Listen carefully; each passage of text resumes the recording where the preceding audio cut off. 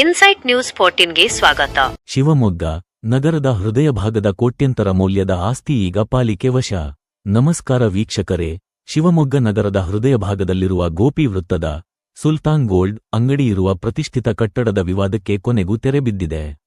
ಕಳೆದ ಹಲವು ವರ್ಷಗಳಿಂದ ನಡೆದ ಸುದೀರ್ಘ ಕಾನೂನು ಹೋರಾಟದಲ್ಲಿ ನಾಗರಿಕ ಹಿತರಕ್ಷಣಾ ವೇದಿಕೆಗೆ ಭರ್ಜರಿ ಜಯ ಸಿಕ್ಕಿದ್ದು, ಈ ಆಸ್ತಿ ಈಗ ಅಧಿಕೃತವಾಗಿ ಮಹಾನಗರ ಪಾಲಿಕೆಯ ಪಾಲಾಗಿದೆ. ಏನಿದು ಪ್ರಕರಣ? ಈ ಕಟ್ಟಡವು ಮೂಲತಃ ಮಹಾನಗರ ಪಾಲಿಕೆಯ ಸ್ವತ್ತಾಗಿತ್ತು. ಆದರೆ ಮಹಾನಗರ ಪಾಲಿಕೆಯ ಮಾಜಿ ಮೇಯರ್ ಮರಿಯಪ್ಪನವರು ತಮ್ಮ ಅಧಿಕಾರಾವಧಿಯಲ್ಲಿ ನಕಲಿ ದಾಖಲೆಗಳನ್ನು ಸೃಷ್ಟಿಸಿ ಈ ಕೋಟ್ಯಂತರ ರೂಪಾಯಿ ಬೆಲೆಬಾಳುವ ಆಸ್ತಿಯನ್ನು ತಮ್ಮ ಮಕ್ಕಳ ಹೆಸರಿಗೆ ಮಾಡಿಕೊಂಡಿದ್ದಾರೆ ಎಂಬ ಗಂಭೀರ ಆರೋಪ ಕೇಳಿಬಂದಿತ್ತು. ಈ ಅಕ್ರಮದ ವಿರುದ್ಧ ನಾಗರಿಕ ಹಿತರಕ್ಷಣಾ ವೇದಿಕೆ ನಿರಂತರವಾಗಿ ಬೀದಿಗಿಳಿದು ಹೋರಾಟ ನಡೆಸಿತ್ತು. ನ್ಯಾಯಾಲಯದ ಮಹತ್ವದ ತೀರ್ಪು ಪ್ರಕರಣವು ನ್ಯಾಯಾಲಯದ ಮೆಟ್ಟಿಲೇರಿತ್ತು. ದಾಖಲೆಗಳನ್ನು ಪರಿಶೀಲಿಸಿದ ನ್ಯಾಯಾಲಯವು ಈಗ ಮಹತ್ವದ ತೀರ್ಪು ನೀಡಿದ್ದು, ಸದರಿ ಕಟ್ಟಡವು ಪಾಲಿಕೆಗೆ ಸೇರಿದ್ದು ಎಂದು ಸ್ಪಷ್ಟಪಡಿಸಿದೆ. ಈ ತೀರ್ಪಿನ ಬೆನ್ನಲ್ಲೇ ಎಚ್ಚೆತ್ತುಕೊಂಡ ಪಾಲಿಕೆ ಅಧಿಕಾರಿಗಳು ಇಂದು ಬೆಳ್ಳಂಬೆಳಗ್ಗೆ ಕಾರ್ಯಪ್ರವೃತ್ತರಾಗಿದ್ದಾರೆ.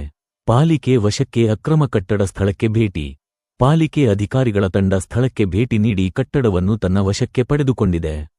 ಬ್ಯಾನರ್ ಪ್ರದರ್ಶನ.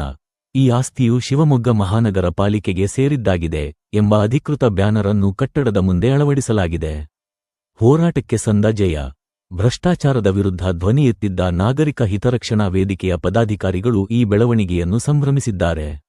ಒಟ್ಟಿನಲ್ಲಿ ಸಾರ್ವಜನಿಕ ಸ್ವತ್ತನ್ನು ಕಬಳಿಸಲು ಯತ್ನಿಸಿದವರಿಗೆ ಈ ತೀರ್ಪು ಒಂದು ಎಚ್ಚರಿಕೆಯ ಗಂಟೆಯಾಗಿದೆ.